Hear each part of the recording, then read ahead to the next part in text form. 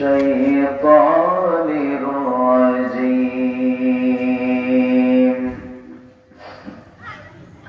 بسم الله الرحمن الرحيم.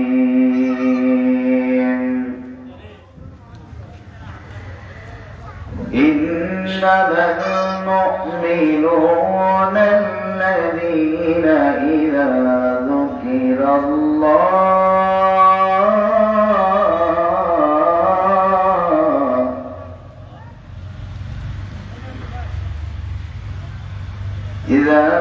ذكر الله وجلت قلوبهم وإذا تليت عليهم آياته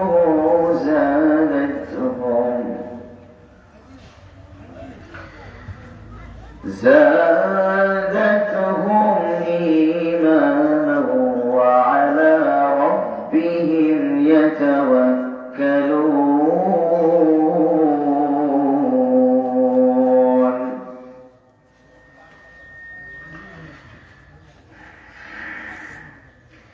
الذين يقيمون الصلاة ومما رزقناهم ينفقون.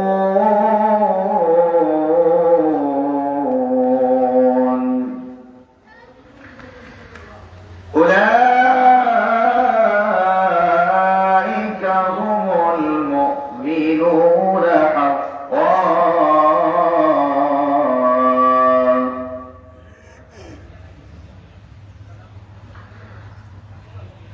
لهم درجات عند ربهم ومغفرة ورزق كريم.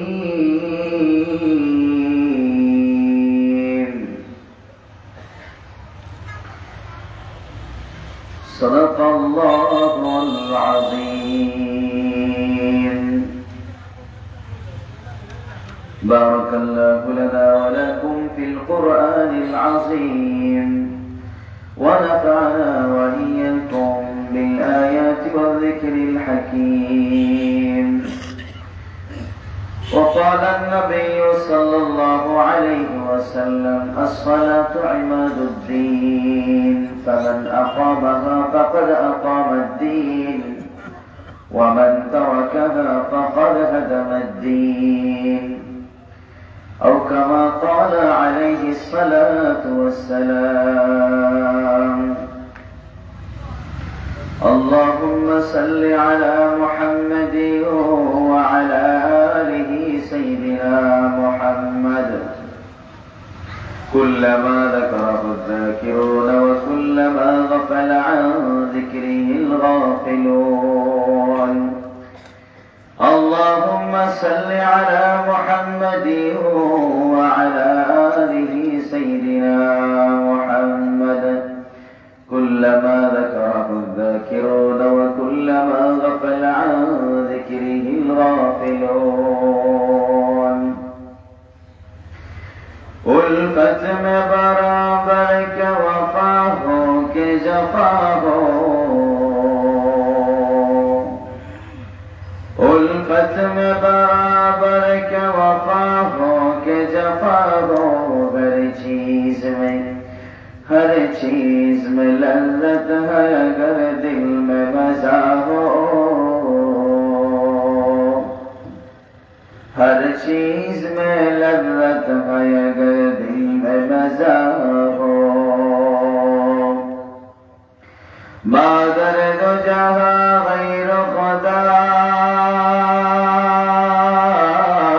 یار ندارین،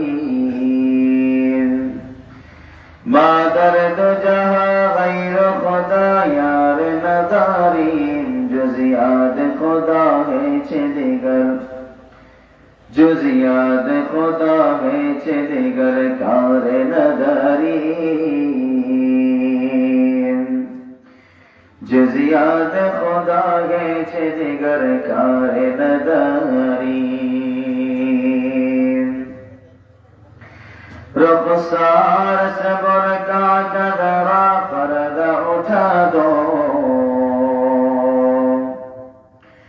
रुखसार से बुर्का का जरा पर्दा उठा दो, लिल्लाही मुझे हुस्न खुदा दाद दिखा दो, लिल्लाही मुझे हुस्न खुदा दाद दिखा दो।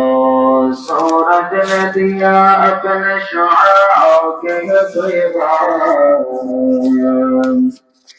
सूरज ने दिया अपने शुआओं के पैगाम, दुनिया के अजब चीज कभी, दुनिया के अजब चीज कभी सुबह कभी शाम, दुनिया के अजब चीज कभी सुबह कभी शाम। ला इलाहा इल्लल्लाह, ला इलाहा इल्लल्लाह, ला इलाहा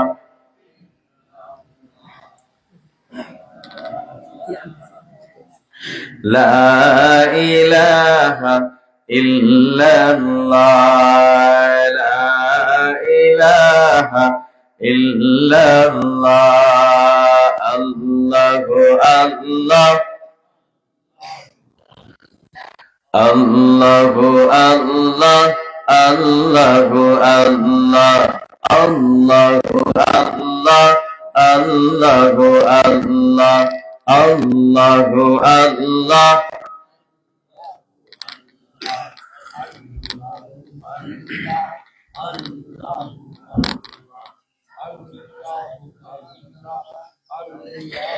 अल्लाहु अल्लाह, अल्लाहु अल्लाह, अल्लाहु अल्लाह। अल्लाहु अल्लाहु তুমি জল্লে জালালু, শেষ করা তো যায় না গে তোমার গুণগান। আল্লাহু আল্লাহু তুমি জল্লে জালালু, শেষ করা তো যায় না গে তোমার গুণগান। তুমি কাদিহিরা গফফার, তুমি জলিহিলা জব্বার, তুমি কাদিহিরা গফফার, তুমি জলিহিলা জব্বার, অনন্ত অসীম তুমি রাহিম রহমান। আল্লাহু আল্লাহু তুমি জল্লে জালালু, শেষ করা তো যায় না গে তোমার গুণগান। আল্লাহু আল্লাহু তুমি মাটির আদমকে প্রথম সৃষ্টি করিয়া ঘোষণা করিয়া দিলেন শ্রেষ্ঠ বলিয়া। তুমি মাটির আদমকে প্রথম সৃষ্টি করিয়া ঘোষণা করিয়া দিলেন শ্রেষ্ঠ বলিয়া। তাই নূরের ফেরেশতা করে আদমকে সেজদা, তাই নূরের ফেরেশতা করে আদমকে সেজদা। সবার চেয়ে দিলেন মাটির মানুষকে সম্মান। আল্লাহু আল্লাহু তুমি জাল্লে জালালু, শেষ করা তো যায় না গে তোমার গুণগান। আল্লাহু আল্লাহু লা ইলাহা ইল্লাল্লাহ, লা ইলাহা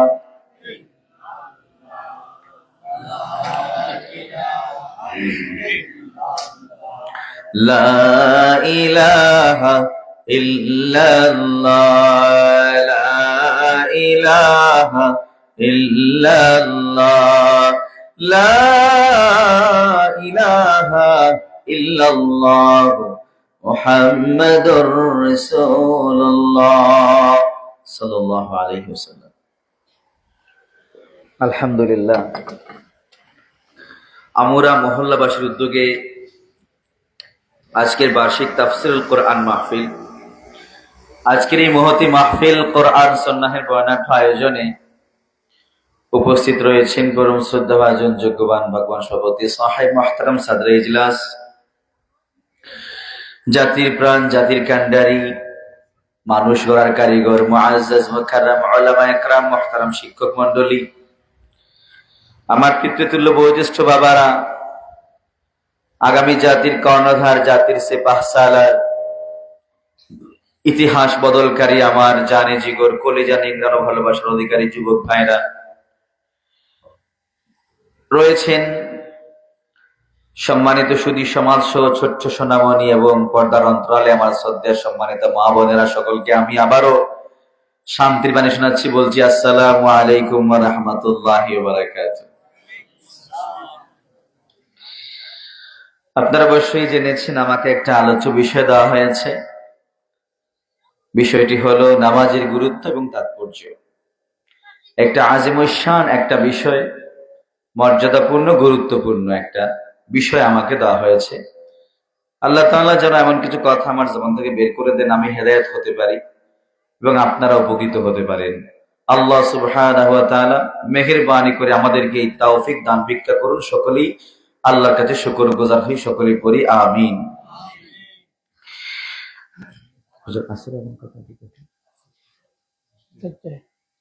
তাহলে তো আছে, সময় অত্যন্ত অল্প, কাঙ্ক্ষিত আলোচনায় চলে যাই। মুহতারাম হাজিরিন, এই যে এলাকার মধ্যে একটা মাহফিল হচ্ছে, কোরআন সুন্নাহর আয়োজন হলো, এই সকল মাহফিল হচ্ছে আল মাজালিস বিল আমানা। যদি কোরআনের একটা মাজলিস হয়, মাহফিল হয়, তাহলে বুঝতে হবে এটা কেন লা তাহকিরান্না মিনাল মা'রুফি শাইআন, এটা যেমন তেমন কোনো মাজলিস নয়। পৃথিবীতে অনেক মাহফিল আছে, মাজলিস আছে, যেগুলোর হুকুম পার্থিব জগতের যত হাওয়ায়েজ, প্রয়োজন, জরুরত বা কিছু বিনোদন, কিন্তু এই সকল মাহফিল হচ্ছে এমন যে তার সম্পর্ক সরাসরি আল্লাহর সাথে। কারণ এই সকল মাহফিলকে বলা হয়েছে হাদিসের ভাষায় রিয়াজুল জান্নাহ, সুবহানাল্লাহ, অর্থাৎ জান্নাতের বাগান। এদা মারারতুম বিরিয়াদিল জান্নাহ ফারতাহু, জান্নাতের বাগান দেখবে, জান্নাতের বাগানটা বিচরণ করবে, ফরমান এসেছে। তো জান্নাতের বাগান কোনটা? ওমা রিয়াজুল জান্নাহ ইয়া রাসূলুল্লাহ, এই জান্নাতের বাগানটা কি বুঝালেন? নবীজি বললেন যে সকল মাহফিলে মাজলিসে কোরআন সুন্নাহর আলোচনা হয়, আল্লাহর বরত্বের কথা, আজমতের কথা আলোচনা করা হয়, এই সকল মাহফিলকে, মাজলিসকে বলা হয় জান্নাতের বাগান। আমরা একটু জোরে সরে পড়ি সুবহানাল্লাহ। ছোট্ট বাবারা, তোমরা কথা বলো না, মনোযোগ দিয়ে বয়ান শোনো। ছাত্র ভাইরা শোনো মনোযোগ দিয়ে কথা। তো এই সকল মাহফিল আমাদের জন্য আমানত হয়ে যায়, কারণ এটা যেমন তেমন কোন মাজলিস মাহফিল নয়, যার সম্পর্ক আল্লাহর সাথে, যেটা কোরআনের মাহফিল, কোরআনের মাজলিস। তো এই সকল মাহফিলে, মাজলিসে আমরা সকলেই হাজির হয়ে মাহফিলকে সৌন্দর্য মণ্ডিত করা দায়িত্ব হয়ে যায়। এই যে আল মাজালিস বিল আমানা, এই মাজলিসগুলো আমাদের জন্য আমানত। উলামায়ে কেরাম আছেন, ওনারা বিষয়টা আর ভালোভাবে বুঝবেন এবং বুঝাবেন।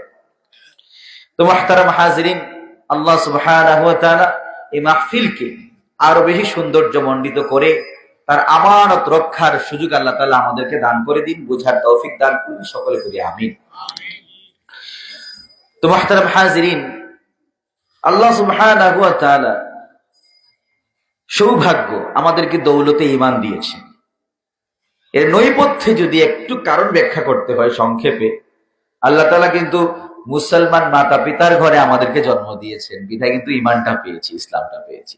যদি মুসলমান মাতা পিতার ঘরে জন্ম না নিতাম, তাহলে এই দৌলতে ঈমান কি অর্জন করতে পারতাম? পারতাম না। চাইলে তো আল্লাহ তাআলা আমাকে আপনাকে গাছ বানিয়ে রেখে দিতে পারতেন, পারতেন কি পারতেন না? পশু বানিয়ে রেখে দিতে পারতেন। চাইলে আল্লাহ তাআলা কাফের ঘরে জন্ম দিতে পারতেন। কুল্লু মাউলুদিন ইউলাদু আলাল ফিতরা, প্রত্যেক সন্তান কিন্তু ভূমিষ্ঠ হয় মুসলমান হয়ে। সে কাফের ঘরে জন্ম নিলেও কিন্তু মুসলমান, কিন্তু যখন বড় হয় না, আস্তে আস্তে বড় হয়, মাতা পিতা তাকে কাফের বানিয়ে দেয়। আমি আপনাদের মধ্যে আলোচনা করব নামাজ প্রসঙ্গে, 3টা পয়েন্ট আলোচনা করবো যদি সময় পেয়ে থাকি। 1 নম্বর পয়েন্ট হচ্ছে এই নামাজ পড়ার অফুরন্ত ফাজাইল, এবং এই নামাজ আমাদেরকে আখিরাতে, অর্থাৎ কবর জগৎ নিয়ে একেবারে আখিরাত পর্যন্ত কি পরিমাণ ফায়দা দিবে। নামাজ থেকে উখরুই আখিরাতের ফায়দা কি হতে পারে। 3 নাম্বার, নামাজ পড়ার দ্বারা দুনিয়াবি কি ফায়দা হতে পারে, 3টা পয়েন্টে আলোচনা করতে চাই।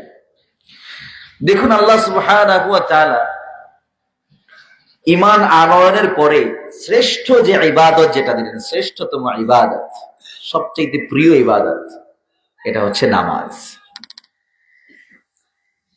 এই নামাজ নবীজি সাল্লাল্লাহু আলাইহি ওয়াসাল্লাম তিনি যখন নবুয়াতের ক্ষেত্রে আদিষ্ট হলেন, নবুয়াত প্রাপ্ত হলেন, নবীজি সাল্লাল্লাহু আলাইহি ওয়াসাল্লামের কাছে জিবরাইল আমিন আসলেন আল্লাহর ফরমানে, এসে বললেন, ইয়া রাসূলুল্লাহ, আল্লাহ তাআলার ফরমান, আপনাকে নামাজ শিক্ষা দেওয়া হবে, কারণ এখন আপনার উপর নবুয়তের দায়িত্ব অর্পণ করা হয়েছে, প্রকাশ্যে দেবালোকে আপনি এখন ইসলাম প্রচার করবেন এবং সাথে সাথে এই নামাজের ইহতিমাম করা লাগবে। সুবহানাল্লাহ।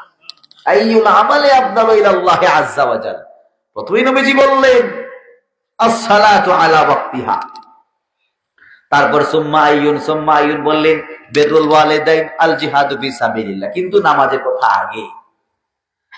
নবীজি সাল্লাল্লাহু আলাইহি সাল্লামকে বলা হলো, নবীজি আপনি পা দিয়ে আঘাত করেন। পা দিয়ে যখন আঘাত করলেন, ঝর্ণা দ্বারা বহমান হলো। ওযু করলেন, ওযু করার পর জিবরাইল আমিন নামাজ শিক্ষা দিলেন। নামাজ পড়ে যখন তিনি বাড়ি ফিরছিলেন, তখন একটা নতুন একটা বিধান নাজিল হয়েছে। নবীজি সাল্লাল্লাহু আলাইহি সাল্লাম সেই বিধান প্রথমে নিজে আমল করলেন, তারপর মানুষদেরকে প্রচারের জন্য যখন বের হলেন, গৃহের দিকে রওনা করলেন, তখন গাছপালা, তরুলতা, পাহাড় পর্বত সকলে এরকম মাথা নত করে সালাম জানিয়েছে। সুবহানাল্লাহ। আমাদেরকেও তো সালাম দেয়, এটা কোরআন বলছে, বলবো ইনশাআল্লাহ। নবীজি সাল্লাল্লাহু আলাইহি ওয়াসাল্লাম তিনি সর্বাগে এই নামাজের ক্ষেত্রে আদিষ্ট হলেন এবং তিনি আমাদেরকে বললেন, উম্মতেরা শোনো, কখনো এই নামাজের ক্ষেত্রে তোমরা কি হয় না, অলস হয় না। এই নামাজ হচ্ছে আমার মেরাজের হাদিয়া। সুবহানাল্লাহ। আল্লাহ তাআলা বললেন, নবীজি গো, আপনাকে তো আমি মেরাজে নিয়েছি, সাক্ষাৎ করেছেন আপনি আমার সাথে, সেই ফজিলত মর্যাদা আপনাকে দিয়েছি, আপনার উম্মতকে মাহরুম করতে চাই না। আপনার উম্মত প্রতিদিন 1 বার নয়, 2 বার নয়, দৈনিক 5 বার আমার সাক্ষাৎ করার সুযোগ পাবে। 5 বার। মেডিকেল সায়েন্সও বলেছে নামাজ পড়ার অফুরন্ত ফায়দা। একজন বিজ্ঞানী প্রতিদিন মাথা নিচ দিয়া, পা উপরে দিয়া, আমরা একটা ইবারত পড়েছিলাম নাফহাতুল আরবে, আনফুন ফিল বা ওয়া উস্তুন ফিস সামা, এরকম আর কি। এই নাক নিচে, নিতম্ব উপরে। সে করেছে কি, মাথা দেয় নিচে, পা দেয় উপরে, পাটা বেঁধে লটকে আছে। তো জিজ্ঞাসা করো, আপনি একজন বিজ্ঞানী, সায়েন্টিস্ট, প্রতিদিন আপনি মাথা নিচ দিকে দেন আর পা উপর দিকে দেন। তিনি বলেন, আমাদের যে এখানে একটা ফুসফুস আছে, এটা পাম্পিচ করে, এরকম পাম্পিচ করে, এটা রক্ত বিচ্ছুরিত করে। তো যেহেতু এই জায়গায় এটা গোটা বডিতে রক্ত ছড়িয়ে দেয়, ওখানে রক্ত রিজার্ভও থাকে ওইখানে। তো এই যে নাক আছে, এটাকে আলাদা সৃষ্টি করলেন, ইন্টিগ্রেটেড করে, যেটা স্মল এসি, এদিক দিয়ে যখন আমরা অক্সিজেন নেই, বাতাস নেই, ওটাকে রিফাইন করে একবারে ফুসফুস পর্যন্ত পৌঁছায়। তো যাই হোক, তো এই ফুসফুসটা যখন রক্ত বিচ্ছুরিত করে গোটা বডিতে, তো তিনি চিন্তা করলেন, আমরা তো এই যে গোটা বডিতে দেখি রক্ত বিচ্ছুরিত হয়, কিন্তু ব্রেন পর্যন্ত ব্লাড কম যায়। কথাটা বুঝবেন, ব্রেন পর্যন্ত ব্লাড খুব কমই যায়। এখন তিনি চিন্তা করলেন, তাহলে ব্রেন পর্যন্ত ব্লাড পৌঁছানোর ফিকির কেমনে করা যায়। সেই বিজ্ঞানী দৈনিক 15 মিনিট বা 20 মিনিট মাথা নিচ দিয়ে আর পা উপর দিয়ে এরকম স্থির থাকে। একটা পর্যায়ে ইনি এই থিওরি বলার পরে মেডিকেল সায়েন্স গবেষণা করে দেখলো উনার কথাটাই রাইট। উনাকে নোবেল পুরস্কারে ভূষিত করলো নরওয়েতে, ওইখানে ওনাকে নোবেল পুরস্কার দেওয়া হয়।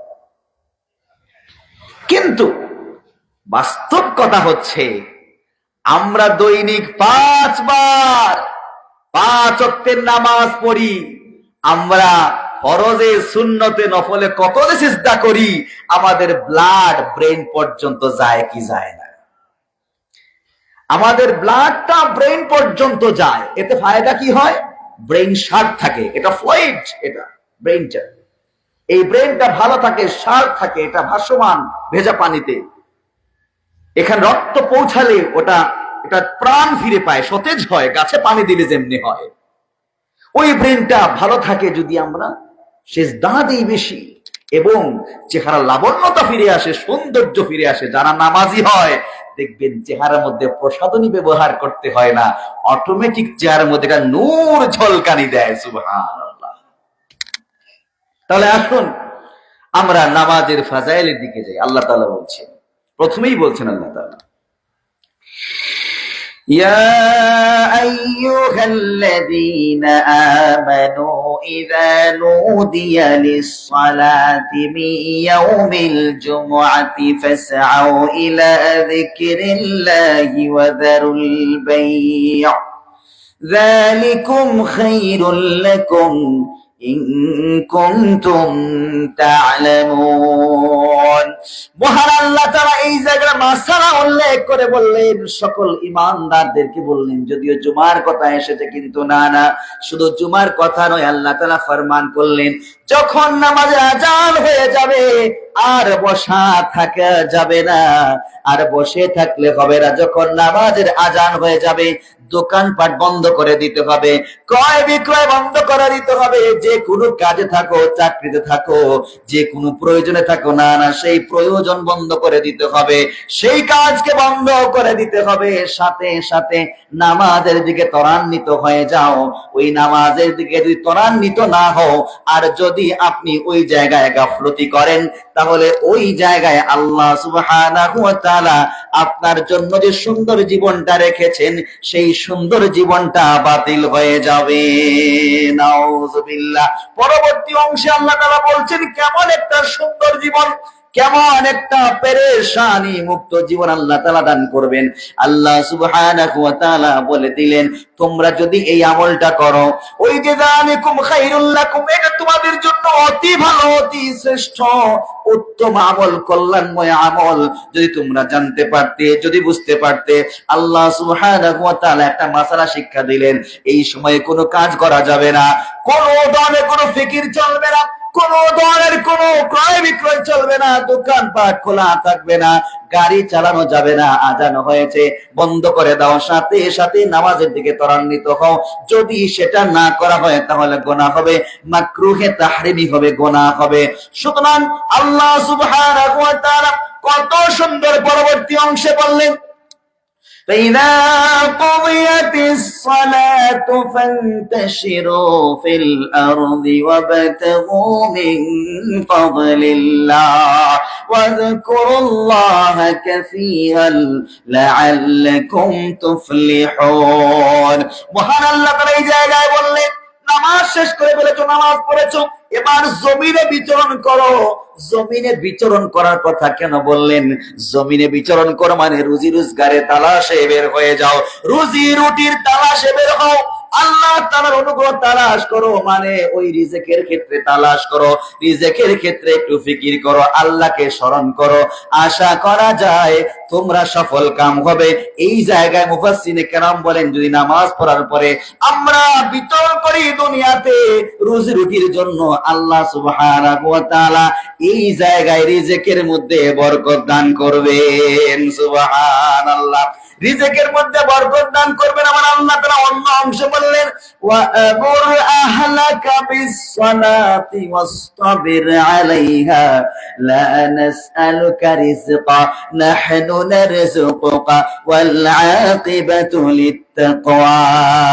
মহান আল্লাহ তাআলা কত সুন্দর বললেন, নিজের নামাজ পড়ো, ইস্তিকামত থাকো, পরিবার পরিজনকে নামাজের নাসিহা করো। নবীজি গো শোনো, আমি আপনার কাছে রিজিক চাই না, রিজিক তো আমি দিব। সুতরাং আল্লাহ সুবহানাহু ওয়া তাআলা কতই না সুন্দর মুত্তাকিদের জন্য প্রতিদান রেখেছেন। এই জায়গায় বোঝা গেল নামাজটা হলো আমার আপনার জন্য হালাল এবং বরকতময় রিজিক হাসিলের অতুলনীয় চাবিকাঠি। সুবহানাল্লাহ। মুহতারাম হাজিরিন, নামাজের ইহতিমাম প্রসঙ্গে আল্লাহ তাআলা বললেন, আকিমিস সালাতা লিদুলুকিশ শামসি ইলা গাসাকিল লাইলি ওয়া কুরআনাল ফাজর ইন্না কুরআনাল ফাজরি কানা মাশহুদা। মহান আল্লাহ তাআলা বললেন, সকাল সন্ধ্যার নামাজ, সকালের নামাজ, সন্ধ্যা রাতের নামাজ, মোটামুটি 5 ওয়াক্তের নামাজ আদায় করার ক্ষেত্রে, ইহতিমাম করার ক্ষেত্রে যত্নবান হয়ে যাও। সুতরাং আল্লাহ সুবহানাহু ওয়া তাআলা এই জায়গায় বললেন ওয়া কুরআনাল ফাজর, ফজরের কোরআন মানে ফজরের নামাজ। এই জায়গার ব্যাখ্যাটা মুফাসসিরিনে কেরাম বলেছেন, হাদিসের মধ্যে এসেছে ফজরের সময় উভয় ফেরেশতাদের কিন্তু ডিউটির আনাগোনা হয়, একদল আসে একদল যায়, একদল ডিউটি গ্রহণ করেন, একদল ডিউটি ছেড়ে চলে যায়। তখন দেখা যায় ফজরের নামাজে যেই সকল মুসল্লিরা আসে, তখন ওই যে কিনা পাহাড় পর্বত আছে, মাটি আছে, গাছপালা আছে, সবাই তার জন্য মাগফিরাতের দোয়া করে। সুবহানাল্লাহ। এবার সেই ফেরেশতারা যখন তাদেরকে দেখে, যারা ফজরের নামাজি, যারা ফজরের নামাজে যায়, আল্লাহর কাছে গিয়ে বলে, ওগো আল্লাহ তাআলা, দেখে আসলাম তোমার একজন মায়ার বান্দাকে দেখে আসলাম, ওগো মাওলায়ে কারীম রহমান, আমরা সকলে তোমার মায়ার বান্দার জন্য সাক্ষী দিলাম, তারা হলো ঈমানদার। সুবহানাল্লাহ। ওই যে ইন্না কুরআনাল ফাজরি কানা মাশহুদা, এটা সাক্ষী হয়ে যায়, এটা আমার আপনার জন্য নাজাতের ওসিলা হয়ে যায়।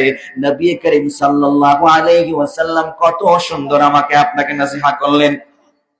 আরাআইতুম লাউ আন্না নাহরান বিবাবি আহাদিকুম ইয়াগসিলু কুল্লা ইয়াউমিন 5 মাররাত, ওই যে কিনা তার ঘরের সামনে একটা নহর থাকে, একটা ঝর্ণা ধারা থাকে, আর সেই ঝর্ণা ধারার মধ্যে প্রতিদিন 1 বার নয়, 2 বার নয়, 3 বার নয়, 5 বার গোসল করে। যদি সে 5 বার সেই ঝর্ণা ধারায় গোসল করে, হালিয়া বাকা মিন দারনিহি শাইউন, ও আমার সাহাবায়ে কেরাম, তার শরীরে কোনো ময়লা জং থাকবে কি? সাহাবায়ে কেরাম বললেন, লা লা লা ইয়াবকা মিন দারনিহি শাইউন, নবীজি গো, না না, কোনো ময়লা জং থাকবে না। নবী করিম সাল্লাল্লাহু আলাইহি ওয়াসাল্লাম বললেন, কাযালিকা মিসলুস সালাওয়াতিল খামস ইয়ামহুল্লাহু বিহিন্নাল খাতায়া। শুনে রাখো, শুনে রাখো, যে কিনা 5 ওয়াক্তের নামাজ পড়ে রে, তার শরীরে, যে বললাম আগে, গোসল করলে শরীরে কোনো ময়লা জং থাকবে না, 5 ওয়াক্তের নামাজ পড়লে ঠিক তেমনি ভাবে তার শরীরের মধ্যে কোনো প্রকার কোনো গুনাহ থাকবে না। তারা বললাম আমার মধ্যে কোনো প্রকার কোনো গুনাহ থাকবে না, আল্লাহ সুবহানাহু ওয়া তাআলা তার গুনাহ খাতাকে maaf করে দিয়ে তাকে জান্নাত দান করবেন। সুবহানাল্লাহ। এই নামাজ কত উপকারে আসে দেখেন। ওই নামাজ যদি কবরে যান, কবরে যাওয়ার পরে একজন মুমিন যখন কবরে যায়, কবর কিন্তু কাউকে খাতির করে না, কবরটা চতুর্দিকে কম্পন তৈরি করে, কাঁপতে থাকে। এই সময়ে চাপ দিবে, এই সময়ে চাপ দিবে, সংকীর্ণ হয়ে যায়। সাদ ইবনে মুআয রাদিয়াল্লাহু তাআলা আনহু, নবীজির জলিলের কদর সাহাবী, তিনিও সেই ক্ষেত্রে রেহাই পান নাই। নবীজি সাল্লাল্লাহু আলাইহি ওয়াসাল্লাম বলেছেন, সাদ ইবনে মুআয যখন দুনিয়া থেকে চলে গেল, আমি নিজ চোখে দেখলাম এত মানুষ হলো, এত ফেরেশতা আগমন করলো, আমি পা রাখার জায়গা পাই নাই। এত ফেরেশতারা সেই জানাজার নামাজে অংশগ্রহণ করেছে। শুধু তাই নয়, আমি দেখলাম আসমান বলো, জমিন বলো, বাতাস বলো, সবাই যেন কান্নার নিঃশ্বাস ত্যাগ করেছে, কান্নার মধ্যে সিক্ত হয়েছে।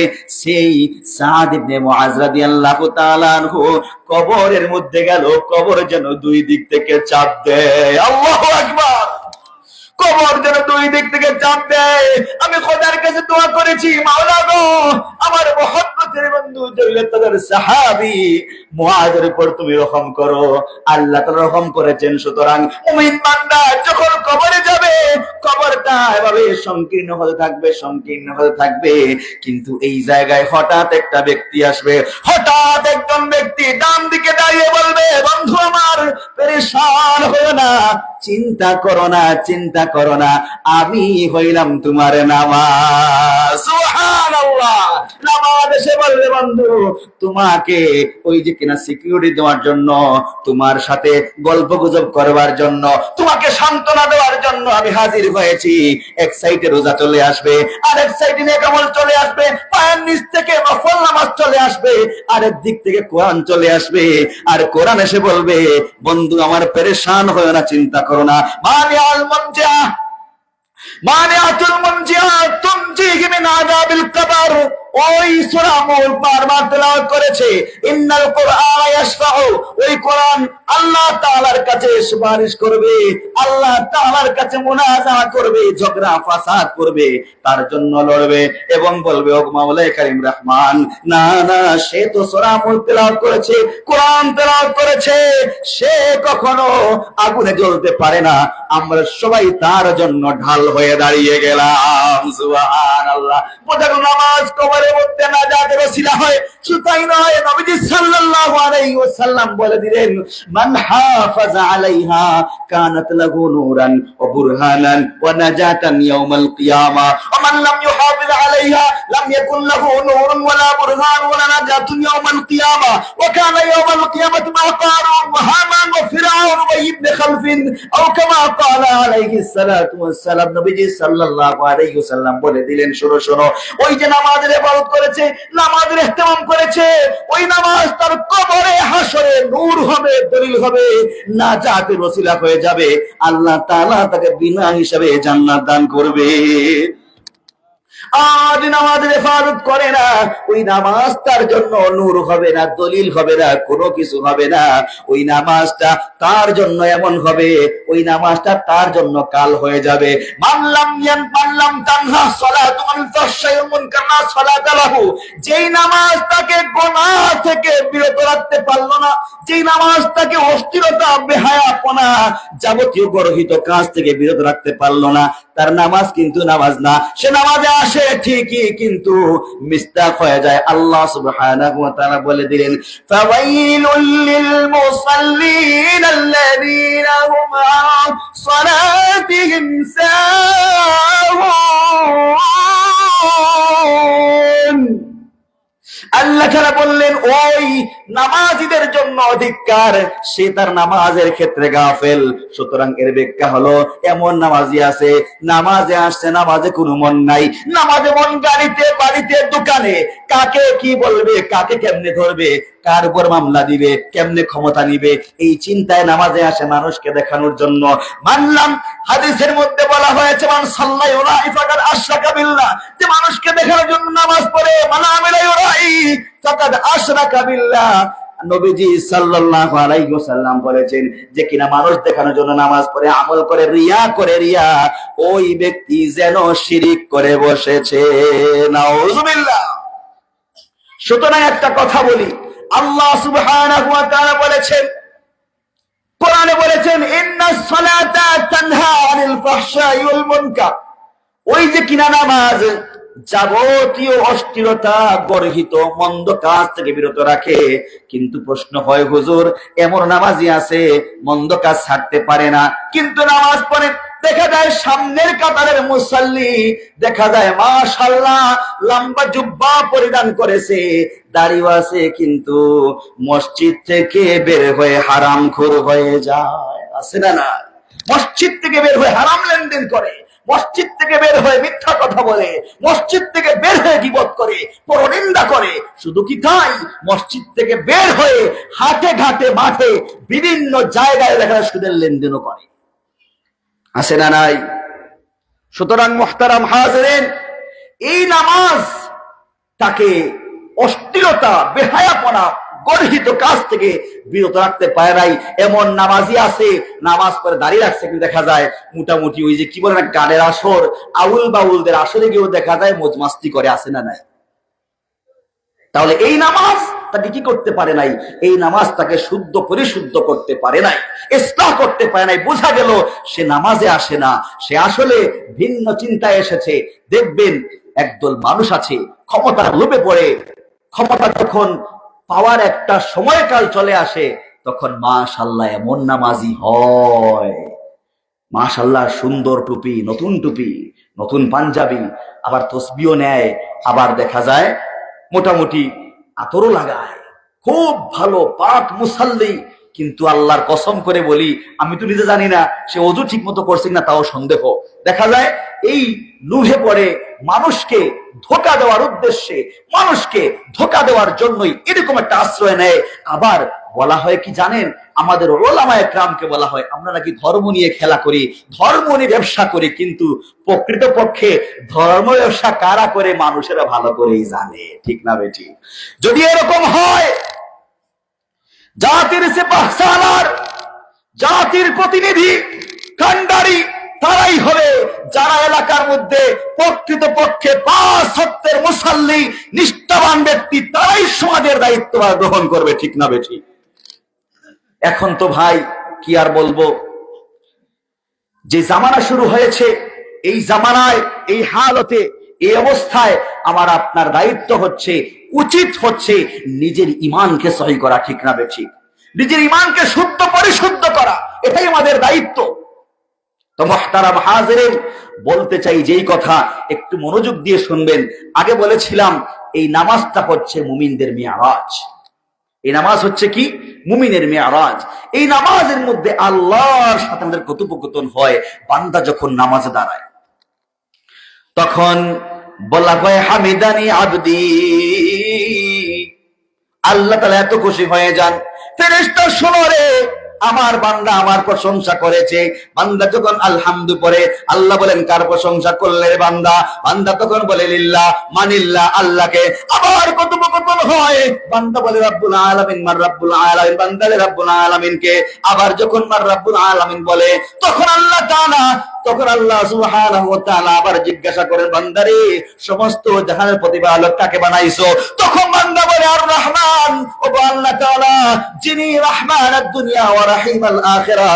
ও আল্লাহ তাআলা দুনিয়াতে তুমি সকল প্রকার মানুষকে রিজিক দিয়েছো, সকল প্রকার মানুষকে আল্লাহ তুমি শান্তির জীবন দিয়েছো। মাওলা কারীম রহমান, যারা কাফের মুশরিক, যারা কিনা এই সকল কাজে লিপ্ত, কুফরি করে, শিরক করে, মূর্তি পূজা করে, প্রতিমা পূজা করে, তাদেরকে রিজিক দিয়েছো, সম্মান রিজিক দিয়েছো। যারা তোমার গোলামি করে তাদেরকে রিজিক দিয়েছো।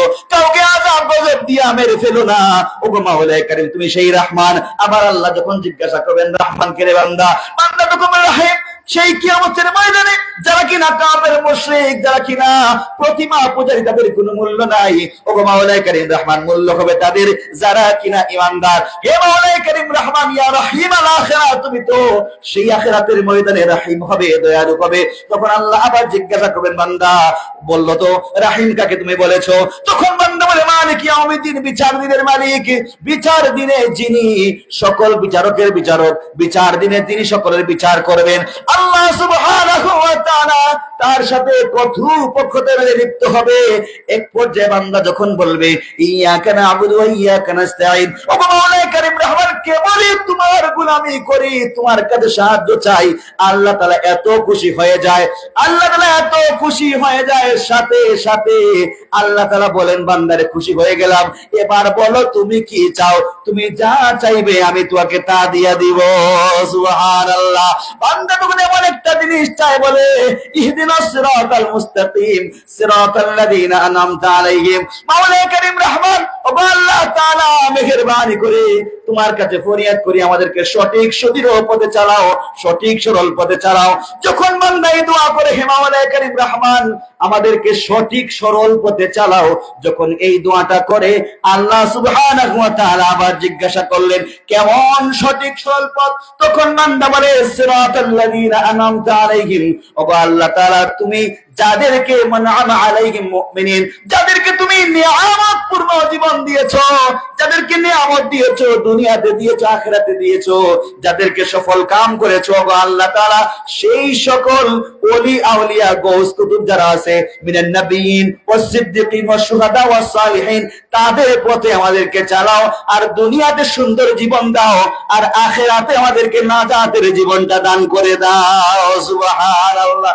এমন একটা দোয়া করেছে বান্দা, ওগো আল্লাহ তাআলা, আমি তো চাকরি করি, আমি তো ব্যবসা করি, আমি তো গাড়ি চালাই, আমি তো সেই কাম করি, ওই কাম করি, দিন মজুরি করি, যে পথে থাকি না কেন গো আল্লাহ, মেহেরবানি করে তুমি সিরাতাল মুস্তাকিমের পথে চালাও।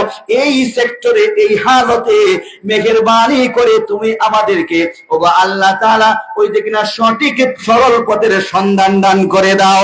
যখন এই দোয়া করবে, এবার বান্দা আরেকটা বিষয় ইস্তেসনা করবে, আরেকটা বিষয়কে বাদ দিবে, বলবে মাওলানা কারীম রহমান, মাওলানা কারীম রহমান, তোমার কাছে আরেকটা ফরিয়াদ হলো, গায়রুল মাগদুবি আলাইহিম ওয়ালাদ-দাল্লিন, মেহেরবানি করে গো মাওলা, ওগো আল্লাহ তাদের পথে চালাইও না যারা কিনা মাগজুব, ওগো আল্লাহ যারা ধ্বংস, উদ্ভ্রান্ত, উদ্বেলিত, ওগো মাওলানা কারীম রহমান, ওই কাফের মুশরিক যারা নাসারা আছে, খ্রিস্টান আছে, তারা কিনা ভ্রান্ত, উদ্ভ্রান্ত, আল্লাযীনা দাল্লা সাইহুম ফিল হায়াতিদ দুনিয়া ওয়া হুম ইয়াহসাবুনা আন্নাহুম ইউহসিনুনা সুনআ, তাদের দুনিয়ার সকল আমল বরবাদ, কিন্তু তারা মনে করে যা কিছু করে ভালো করে। ওগো আল্লাহ তাআলা, ওই সকল ভ্রান্ত উদ্ভ্রান্তদের পথে চালাইও না।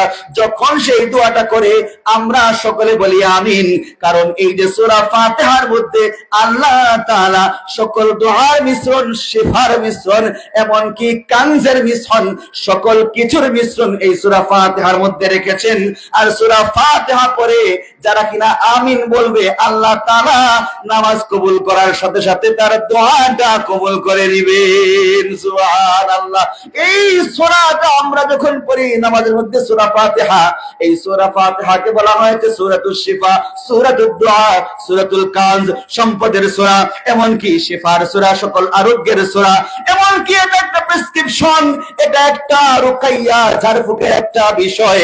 সুতরাং আল্লাহ সুবহানাহু ওয়া তাআলা নামাজের মধ্যে ওই যে দোয়ার একটা সংমিশ্রণ রেখেছেন। কেউ যদি মন থেকে মনটা লাগিয়ে নামাজ পড়ে, নামাজের স্বার্থ হাসিল করবে, একটা পর্যায়ে আল্লাহ সুবহানাহু ওয়া তাআলা তাকে এমন মুত্তাকি বানাবে, ওলি আউলিয়াদের মতো নামাজি বানিয়ে দিবে। সুবহানাল্লাহ।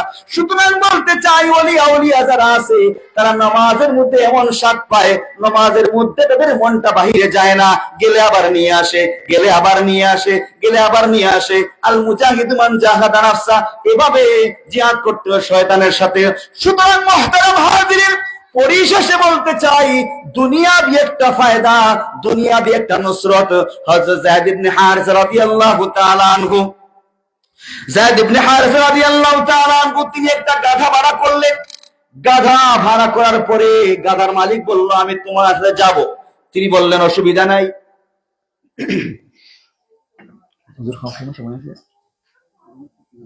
আচ্ছা, আমি ইগোটা বলে শেষ করে দিই। যায়েদ ইবনে হারিসা রাদিয়াল্লাহু তাআলা আনহু, তিনি একটা গাধা ভাড়া করলেন। গাধা ভাড়া করার পরে মালিক বলল, আমি তোমার সাথে যাব। তিনি বললেন, সমস্যা নাই, গাধাটা নিয়ে আসবে। এবার মালিক উনার সাথে চলে গেল।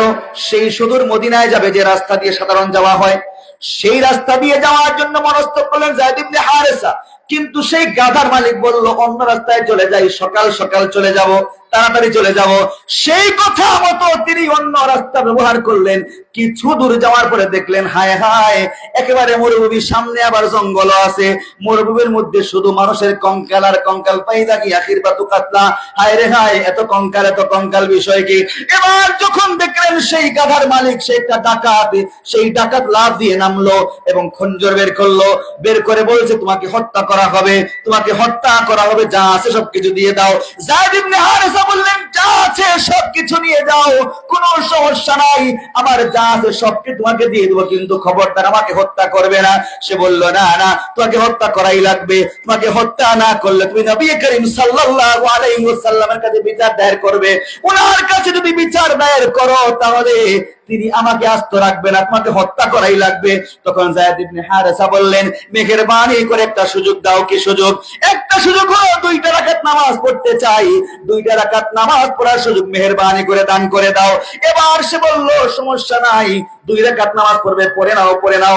শেষমেশ ইচ্ছা যখন করেছো পড়ে নাও, কিন্তু কোনো লাভ হবে না। ইতিপূর্বে অনেকে এরকম করেছে, কোনো লাভ হয় নাই, কোনো ফায়দা হয় নাই। তোমাকে হত্যা করাই হবে, তোমাকে হত্যা করাই লাগবে। এবার যায়েদ ইবনে হারেসা তিনি নামাজের মধ্যে লেগে গেলেন, নামাজ পড়া শুরু করে দিলেন। নামাজ শেষ করার পরে তিনি যখন বললেন, ইয়া আরহামার রাহিমিন, ইয়া আরহামার রাহিমিন, ইয়া আরহামার রাহিমিন, আসমান থেকে একটা গায়বী আওয়াজ চলে আসলো, লা তাকতুলহু, তাকে হত্যা করবে না। আসমান থেকে গায়বী যখন আওয়াজ আসলো তাকে হত্যা করবে না, তখন সেই ডাকাত ভয় পেয়ে গেল, ভরকে গেল, দৌড়ে আসলো যায়েদ ইবনে হারেসাকে হত্যা করবার জন্য। আসমান থেকে আবার গায়বী আওয়াজ হয়ে গেল, তাকতুলহু, না না হত্যা করবে না। আবার সে দৌড়ে গেল, আবার আওয়াজ আসলো, তাকতুলহু, হত্যা করবে না। আবার সে দৌড়ে গেল। এবার দেখা গেল যায়েদ ইবনে হারেসা ইয়া আরহামার রাহিমিন, ইয়া আরহামার রাহিমিন বলে বলে খোদার কাছে ক্রন্দন করে করে হাত তুলে বলছেন, ইয়া আরহামার রাহিমিন। সাথে সাথে একজন ব্যক্তি আসলো, চোখ যেন নীল বর্ণের, যেন অগ্নিশিখা, মুখ থেকে আগুনের গোলাপের ভয়, হাতের মধ্যে আগুনের খঞ্জর, সাথে সাথে অশ্বারোহী হয়ে তিনি ঘোড়ায় চড়ে আসলেন। আসার পরে ওই ডাকাতের গর্দান থেকে মাথাটা আলাদা করে নিলেন। আল্লাহু আকবার। এবার যখন সেই দৃশ্য দেখতে পেলেন যায়েদ ইবনে হারেসা, দেখার পর তিনি যে অবাক হয়ে গেলেন, হায় রে হায়, এই ব্যক্তিকে কোথা থেকে আসলো, আর সেই ডাকাতের গর্দান উড়িয়ে দিল। বিষয়টা কি? বন্ধু আমার, তুমি কে? তোমাকে চিনে তুমি কে? সে বলল, আমি সাত আসমানের সেই ফেরেশতা। তুমি যখন খোদার কাছে ক্রন্দন করেছিলে, ইয়া আরহামার রাহিমিন, গোটা আসমান কম্পন তৈরি হয়ে গিয়েছে, গোটা আসমান কাঁপতে শুরু করেছে। তুমি যখন দ্বিতীয়বার বলেছো ইয়া আরহামার রাহিমিন, সকল ফেরেশতা চিল্লা চেঁচামেচি শুরু করে দিয়েছে, সকল ফেরেশতা বারবার চিৎকার করে উঠছে, আমি সহ্য করতে পারি নাই। 3 নাম্বার যখন তুমি ইয়া আরহামার রাহিম বলেছো, আমি সাথে সাথে প্রথম আসমানে বিদ্যুৎ গতিতে চলে আসলাম। চলে আসার পরে দেখলাম ওই শয়তান, ওই ডাকাত তোমার মাথা উড়িয়ে দিবে, তোমাকে হত্যা করবে, তার আগে আমি তার গর্দানটা উড়িয়ে দিলাম। আল্লাহু আকবার। তাহলে দুনিয়াবি ফায়দা আছে না নাই? গায়বী নুসরত আছে না নাই? 1 নাম্বার ফায়দা আগে বলেছি, রিজেকের পেরেশানি নাই, রিজেকের কোনো পেরেশানি নাই। নামাজ সহি করে পড়বেন, দেখবেন অফুরন্ত রিজিক আল্লাহ তাআলা দান করবে, সুবহানাল্লাহ। 2 নাম্বার, মহা মুশকিলে পড়েছেন, গায়বী নুসরতের দরকার। তাহলে নামাজ পড়ার পরে কিছু দোয়া পড়বেন। নবীজি দোয়া শিখিয়েছেন, তুই যখন মহা মুশকিলে পড়েছো, মহা মুসিবতে পড়েছো, তাহলে 2টা রাকাত নামাজ পড়ো, পড়া ইন্না লিল্লাহি ওয়া ইন্না ইলাইহি রাজিউন পড়ো, আর সাথে একটা দোয়া মিলাও, আল্লাহুম্মা আজিরনি ফি মুসিবাতি ওয়া আখলিফ লি খায়রাম মিনহা।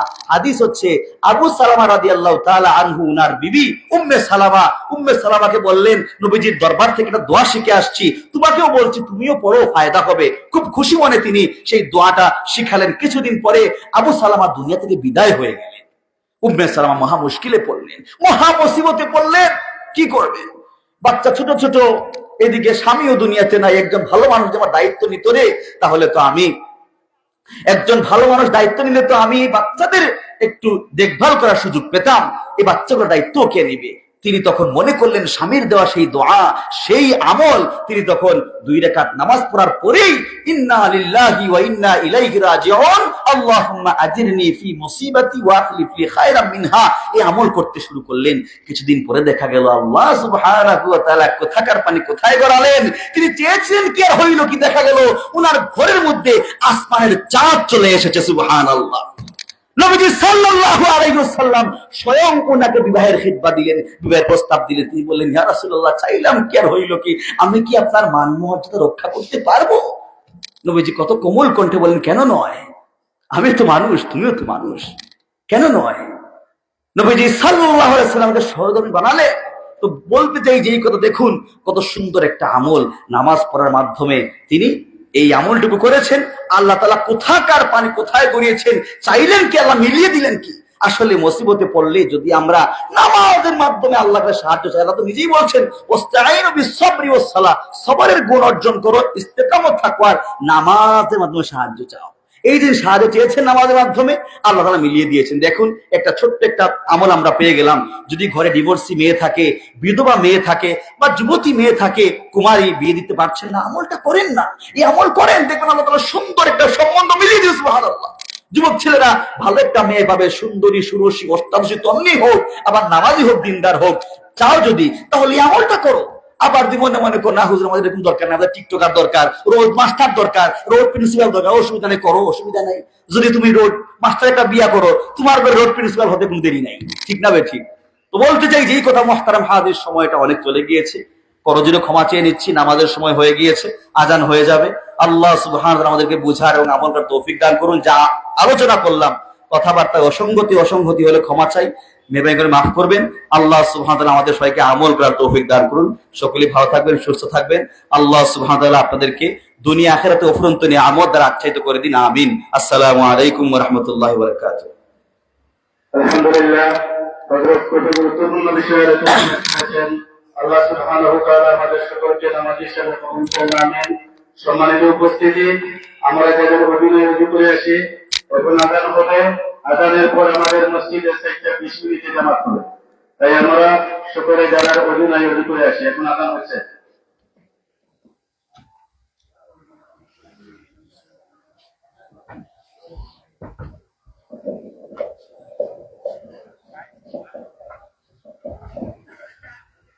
الله أكبر الله أكبر الله أكبر الله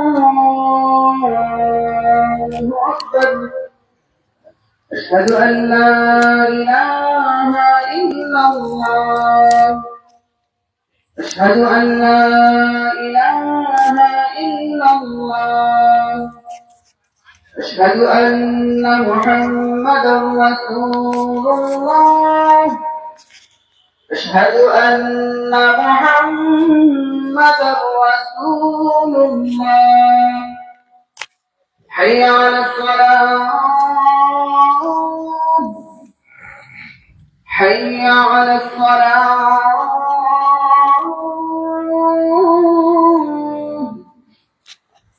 حي على الفلاح